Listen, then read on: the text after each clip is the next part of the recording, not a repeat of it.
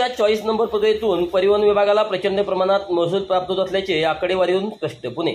वाहनांचा choice number मिळावा यासाठी अनेक VIP कडून मागणी होत असते. अशा चॉईस नंबरमधून पुणे RTO मालामाल झाले असून गेल्या वर्षात तब्बल 60 कोटीचा महसूल प्राप्त झाला आहे. विशेष म्हणजे गेल्या वर्षीच्या तुलनेत यंदा 15 कोटीची वाढ या चॉईस नंबरमुळे झाली आहे. नवीन खरेदी केलेल्या वाहनाला आकर्षक तसेच लक्की नंबर मिळावा यासाठी अनेक जण प्रयत्नशील असतात. काही हौशी मालक चॉईस नंबरसाठी वाटेल तितका पैसाही मोजतात. परिवहन विभाग अशा नंबरसाठी पैशाची आकारणी करतो. काही ठराविक रक्कम त्यासाठी आकारली असते. या रकमेचा धनादेश भरून तो RTO कार्यालयात जमा करावा लागतो. नंतर ती नंबर संबंधित वाहनधारकासाठी राखीव करून ठेवण्यात येतो. मात्र एका नंबरसाठी 2 वाहनधारकांमध्ये धनादेश आल्यास त्यातील सर्वाधिक रकमेचा धनादेश धारकाला जो नंबर मिळाला जातो त्यासाठी RTO कार्यालयात लिलाव पद्धत देखील राबवत असते. RTOच्या चॉईस नंबर प्रक्रियेतून परिवहन विभागाला प्रचंड प्रमाणात महसूल प्राप्त होत असल्याचे आकडेवारीवरून स्पष्ट झाले आहे.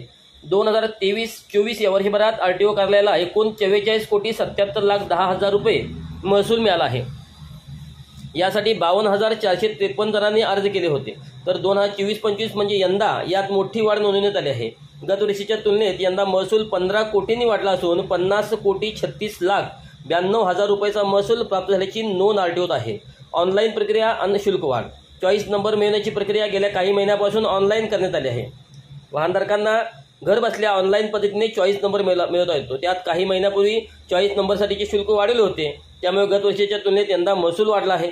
सद्यस्थितीत आधार लिंक असलेल्या मोबाईल नंबरच्या माध्यमातून OTPच्या साहाय्याने वाहनधारकाला ऑनलाईन पेमेंट करून नंबर घेता येतो. यासाठी RTO कार्यालयात जाण्याची गरज नाही.